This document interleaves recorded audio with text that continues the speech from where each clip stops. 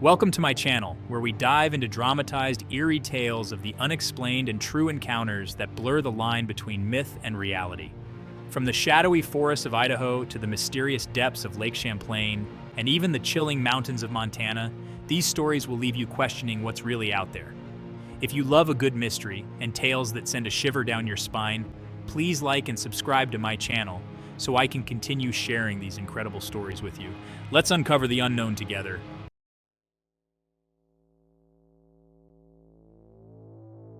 Little Eagle, South Dakota, a suffocating fear has settled over the remote hamlet, a place where the isolation of the Standing Rock Indian Reservation once meant tranquility.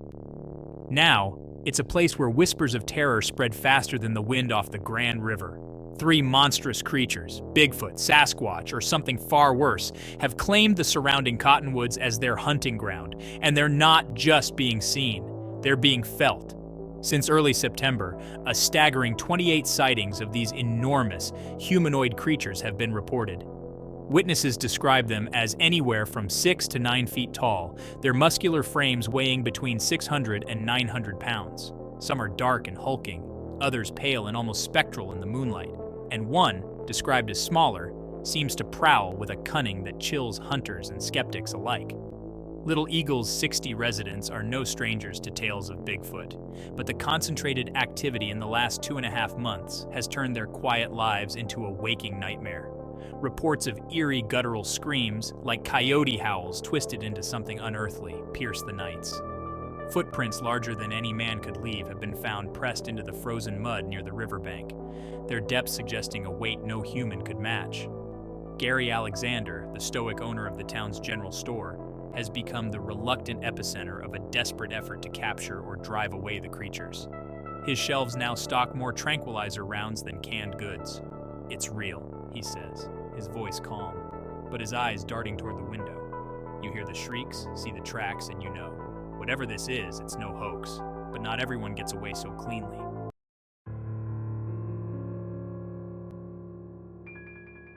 Lamar Chasing Hawk speaks of his encounter only when pressed. He was walking home from a late-night card game on a chill September evening when he noticed a strange silence in the bushes beside him. Then came the sound, a heavy, deliberate rustling, too slow and purposeful to be the wind.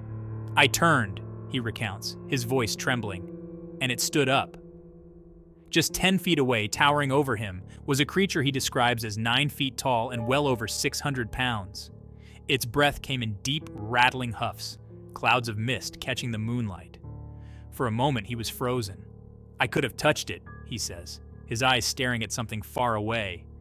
But his survival instinct took over, and he ran, tearing through the night toward his house, the sound of cracking branches behind him haunting every step. Chasing Hawk now carries a rifle wherever he goes. "I don't plan to shoot it. I just don't plan to die either."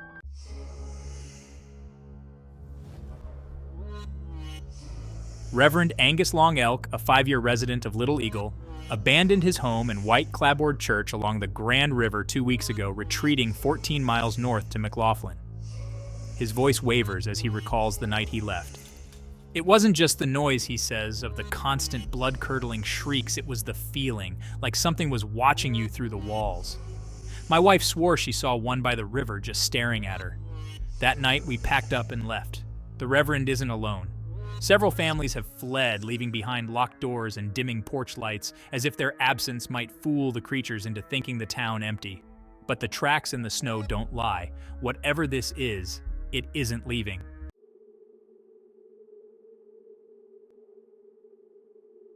The hunt. Squads of hunters armed with everything from .22 caliber rifles to crude nets patrol the town nightly, their strategy guided by the creatures' haunting screams. Yet no one feels safe. "They're clever," says Ed Meller, an unemployed gravel hauler who has turned his mobile camper into an observation post on Chasing Hawk's property. "They sneak on all fours when they're stalking you. And they mimic." Meller claims to have recorded what sounds like human voices, low, guttural attempts at speech. They say, "Hey," or make noises like laughter, but it's wrong. It's not a person. It's something that knows what a person sounds like and is trying to fake it. Using binoculars, Meller has spotted 2 creatures close to his camp. One, black with a beige mantle across its chest, was crouched low, its glowing red eyes locked onto the party of decoys Mellor had set up by a campfire. Another, entirely black, circled closer, vanishing into the shadows like a phantom. "They knew we had guns," he says grimly. But they weren't scared. They were curious.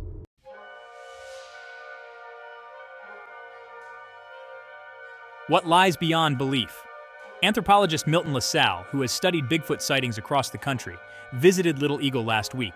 He's cautious about drawing conclusions. The tracks we've found, 18 inches long with a double-balled big toe, match reports of Bigfoot from other regions, he explains. But the sheer frequency and boldness of the sightings here, that's new. Despite his reservations, LaSalle admits the accounts of mimicry unsettle him. If true, it suggests intelligence far beyond what we've documented before. He pauses. Or worse, something that isn't an animal at all. Mellor, too, hints at something deeper. "We've got proof," he says, his voice low and cryptic. But no one's ready for it. This isn't just Bigfoot. This is something else. As snow blankets Little Eagle, muffling the shrieks and slowing the searchers, the creatures remain unseen but not absent. Tracks appear outside windows where no one was watching. Shadows dart at the edges of the firelight. And for those who dare to stay, sleep has become a distant memory, stolen away by the knowledge that they are not alone and may never be again.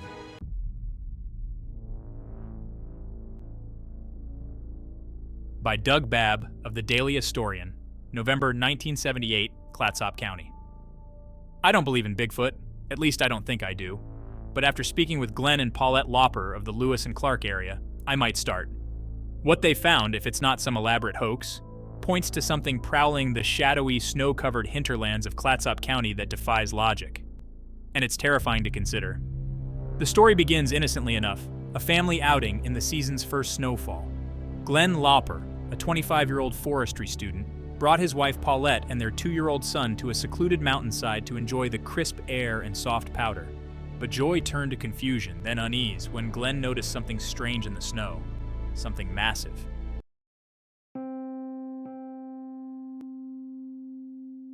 "17 inches long and 7.5 inches wide, the prints gouged deep into the ice like scars from some prehistoric monster. Whatever it was made a heavy impression," Glenn told me, showing off photographs he snapped before the tracks could vanish under fresh snow or sunmelt. Even after cars drove over them, the prints were visible, as if daring someone to dismiss them. And then there was the second set of prints, smaller, delicate, like those of a child. But these smaller impressions seemed to follow the larger ones, occasionally overlapping as though the creature had paused, waiting for the smaller one to catch up. Glenn's theory chilled me. The large creature, likely the parent, had picked up its offspring once the tracks reached dense brush. They disappeared into the thick salmonberry thickets, he said. The infant was carried.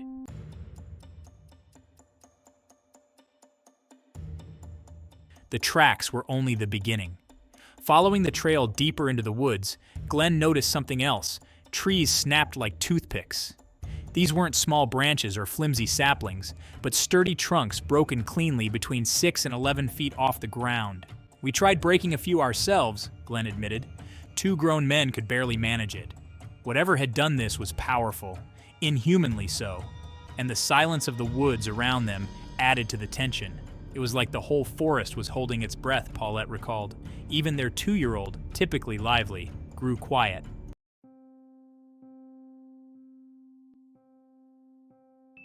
It wasn't just footprints and broken trees. Caught on the salmonberry brush were strands of coarse, curly hair, some black and others brown. Glenn plucked a few samples and sent them to a Portland lab, hoping for answers. Weeks passed with no word, but Glenn remained confident. "It's not bear hair," he said. "It's something else." He won't reveal the exact location of the find. "The last thing I want is 400 people with rifles storming through the area," he said. "The first time a bush moves, someone's going to get shot." Still, Glenn has led small groups, hunters, friends, and skeptics to the site. Their reactions vary, but most leave shaken. "Even the hunters seem spooked," Glenn said. "They might have been humoring us, but I don't think so."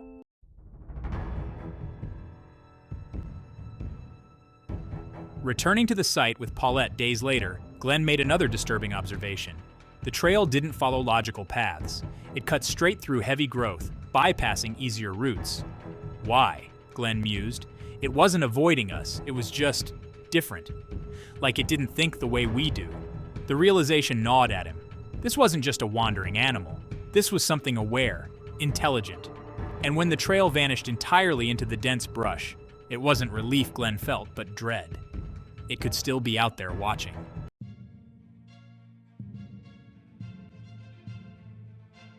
Back at his neighbor's house, Glenn showed me what remains of his most tangible evidence.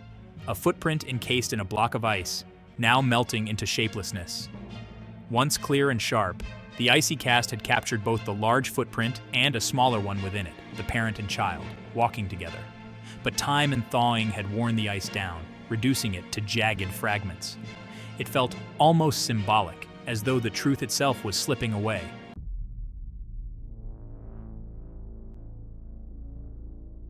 Glenn doesn't claim to know what he's found. I'm satisfied knowing there's something out there with feet that big, he said. Still, he rejects simple explanations. Not a bear. He's worked in the woods long enough to recognize bear tracks. Not a prank. The stride, depth, and terrain were too extraordinary for a human hoax. But the possibility of a hoax is the least comforting explanation. If these tracks were man-made, what kind of person would go to such lengths to terrify an isolated family? And what else might they be capable of? Even Glenn's wife, Paulette, is haunted by their discovery. It's not just the prints, she said. It's knowing they were so close to us, watching maybe.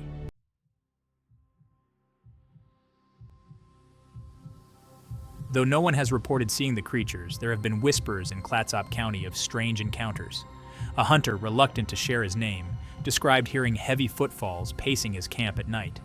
Another resident swore he saw a shadow cross his headlights, something impossibly tall that melted into the forest before he could be sure. Glenn has heard the stories. If these things are out there, we should know, he said. But I wouldn't want to be the one to shoot one or see one captured. They haven't hurt anyone yet.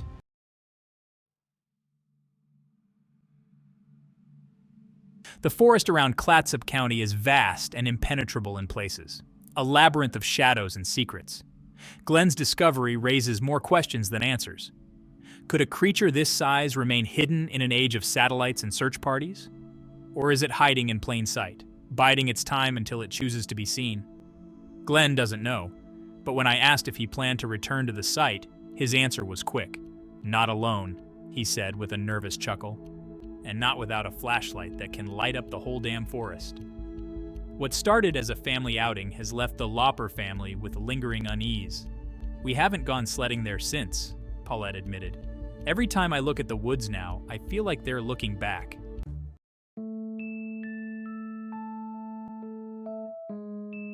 At first, it was a sound, like a muffled detonation beneath the water.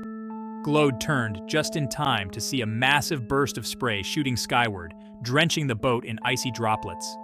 The grandchildren froze, their lines slackening as their attention was drawn to the spot where the lake had erupted. Then they saw it. 3 dark, undulating humps rose from the churning water. Each was glossy black, glistening in the sunlight as though scaled or slick with oil. The humps stood 2 to 3 feet tall and were spaced 4 to 5 feet apart, creating an otherworldly silhouette against the stillness of the lake. It was moving, Glode said later, his voice still shaky in the retelling, not like a log or debris. It moved like it was alive. The humps sank briefly, only to re-emerge farther away, their slow, sinuous motion unmistakable.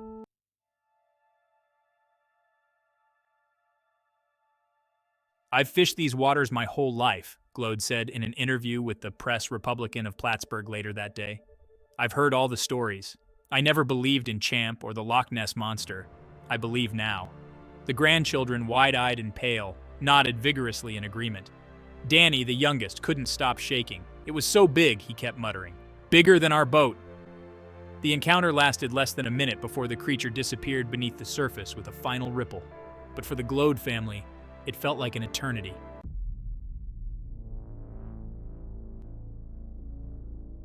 For years, the legend of Champ has drawn both believers and skeptics to Lake Champlain. The creature is said to resemble a massive aquatic serpent, though descriptions vary widely. Some witnesses describe it as having smooth skin. Others insist it has ridges or scales. A publication dedicated to debunking cryptids and other phenomena, dismissed Champ as nothing more than misidentified sturgeon or floating logs. In a 2003 Discovery Channel production, researchers Joseph Nickel and Benjamin Radford swept the lake with sonar and conducted stakeouts at locations where sightings had been reported. Despite their efforts, they found nothing to suggest the existence of Champ, citing the wildly inconsistent descriptions from eyewitnesses as a major hurdle to proving the creature's reality. Glode, however, remains undeterred. "I know what I saw," he said, "and it wasn't a sturgeon." "Seen," he said.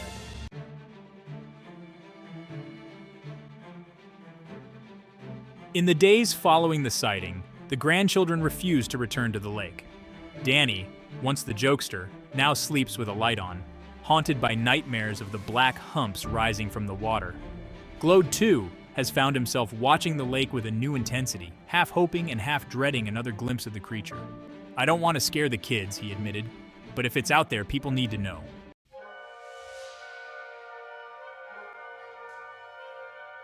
The mystery continues. Champ remains an enigma, its existence unproven but stubbornly persistent in the minds of those who've encountered it. For Glode and his grandchildren, their day on Lake Champlain was a brush with the unknown, a moment that turned a skeptic into a reluctant believer. As the sun sets over the lake, its surface turns dark and impenetrable, hiding secrets that may never be uncovered. Somewhere beneath those waters, perhaps, Champ waits, silent and unseen, until the day it chooses to rise again.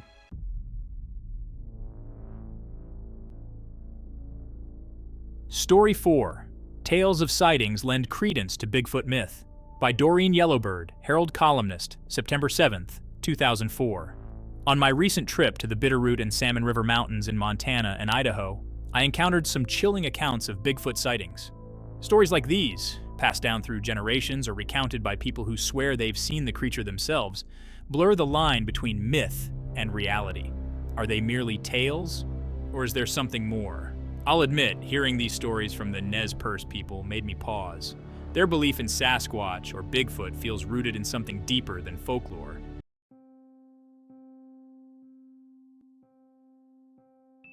The Nez Perce legacy. The Nez Perce, or Nimi Ipu, meaning the real people, are steeped in history and storytelling. When I stayed with my adopted Nez Perce relatives, they shared not just legends, but real-life accounts of their experiences. One such story came from Muriel and her father, Alan. The two were driving to work one morning heading west of Kamaya, Idaho, through the rugged and mountainous terrain.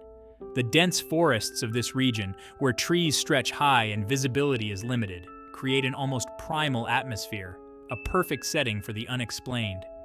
Muriel, seated on the passenger side, spotted something unusual on the hillside. At first, she thought it was a cow grazing. But as the car drew closer, the figure straightened. It wasn't a cow. It stood up, she told me, her voice carrying a mix of wonder and unease. It looked like a giant hairy man.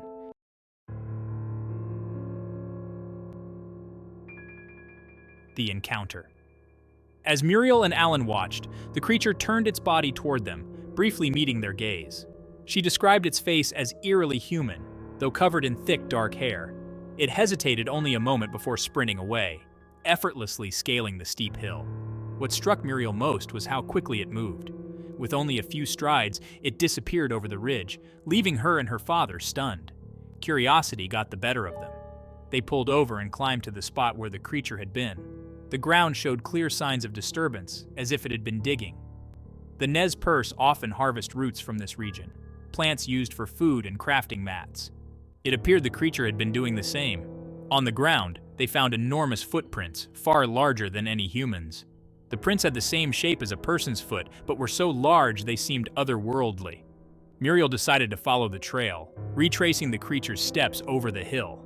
Where it had crossed in 3 or 4 strides, it took her several minutes of scrambling and climbing to cover the same distance. The realization sent a shiver down her spine.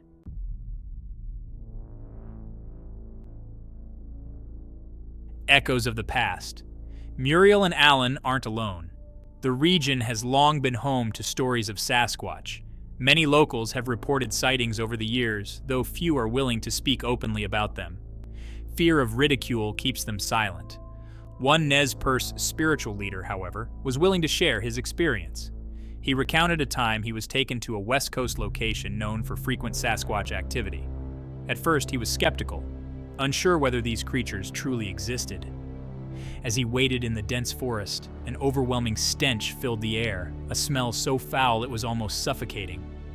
Then came the noises, low guttural sounds that resembled speech but were incomprehensible. When the creatures finally appeared, he was struck by their sheer size. They were large, hairy beasts with long arms, he said. But they weren't gorillas. The creatures moved with purpose, their forms unmistakably human-like, yet undeniably wild. After they left, he and his companions examined the area. They found footprints 3 times the size of a man's pressed deep into the forest floor. The impressions were shaped like human feet, yet their size was beyond anything natural.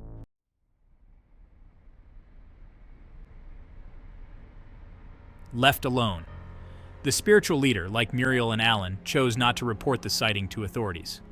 "They are best left alone," he said. It was a sentiment echoed by others who have encountered Sasquatch. The prevailing belief among the Nez Perce is one of respect and caution. These creatures, if they exist, are part of the natural world and should not be disturbed.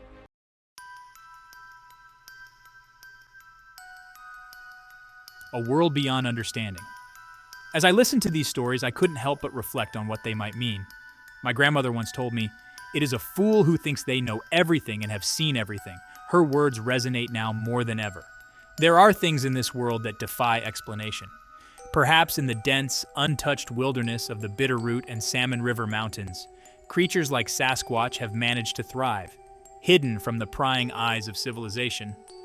Or perhaps these stories are merely a reflection of our desire to believe in something greater, something beyond our understanding. Either way, the accounts remain compelling. They remind us of the mysteries that still exist in the world, waiting to be discovered or left alone.